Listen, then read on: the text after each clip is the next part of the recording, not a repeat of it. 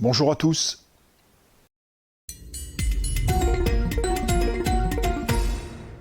Je vais faire une petite digression sur l'utilité d'avoir une conscience environnementale, peut-être en lien avec le fait que les Français ont à l'évidence une conscience sociale, comme on va certainement le voir dans les semaines à venir.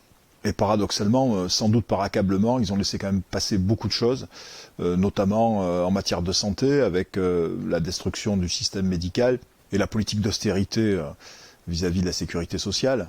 Au plan aussi de leur situation financière, avec la réforme de l'allocation chômage, mais aussi depuis des années le point d'indice des fonctionnaires, la décorrélation aussi des salaires de l'inflation, qui aujourd'hui produit des effets quand même assez désastreux, la maltraitance aussi de leur système d'éducation, que ce soit à l'école comme à l'université.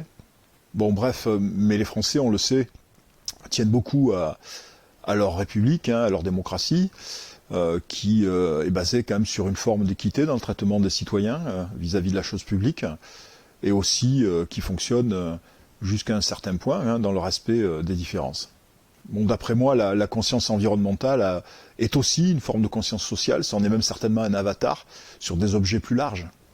Et puis comme pour la conscience sociale, qui oblige chacun à regarder autour de lui, la conscience environnementale fait de même. Elle nous amène à regarder notre impact sur notre environnement et la façon dont nous interagissons avec lui.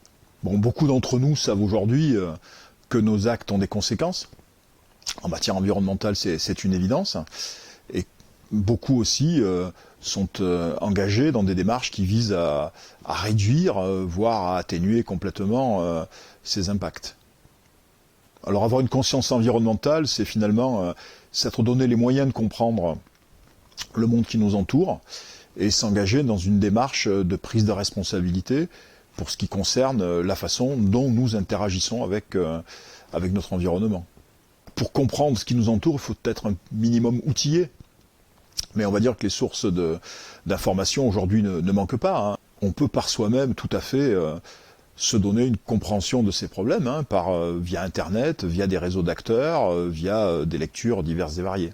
On peut aussi se lancer dans une démarche de formation. Notre pays est doté d'institutions qui dispensent des formations dans le domaine des sciences de la nature et des techniques qui sont afférentes à la gestion de l'environnement, que ce soit l'eau, l'air, les pollutions, les déchets, etc. D'ailleurs, selon l'ONEMEV, qui est un observateur public qui dénombre les emplois dans l'économie verte, il y aurait près de 4 millions de Français qui ont fait le choix de travailler dans des métiers verts ou verdissants, ce qui représente environ 14% de l'emploi en France. Enfin, selon l'ADEME, 6 Français sur 10 sont extrêmement sensibles aux problématiques environnementales et sont prêts à changer leur mode de vie pour l'adapter aux contraintes qui se font au jour. Alors je passe rapidement sur la façon dont nous sommes gouvernés, qui est assez déconcertante de légèreté face aux enjeux environnementaux.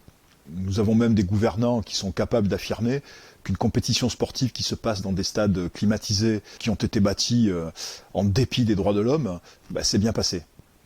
Alors cette parenthèse fermée, on va dire que pour tous les autres, pour les citoyens qui se sentent concernés, et ils sont nombreux, la question de la responsabilité, donc la question de la conscience environnementale et de tout ce qui peut en découler, se pose à l'évidence et a des incidences sur notre attitude vis-à-vis de la préservation des ressources naturelles, sur notre volonté de limiter nos activités polluantes, pour beaucoup aussi sur la volonté de consommer localement, le plus localement possible, et aussi de prendre en compte le bilan carbone des produits que nous consommons, à considérer aussi que les risques majeurs prévalent sur nos préoccupations autocentrées. Et on voit mal comment certains, même les plus nantis, pourraient s'imaginer d'être pas concernés par le changement climatique ou par l'extinction de la biodiversité. On peut d'ailleurs certainement considérer que ceux dont l'enrichissement a été le plus manifeste sur cette planète ont une responsabilité accrue face aux problèmes qui vont impacter absolument tout le monde. Et puis à bientôt.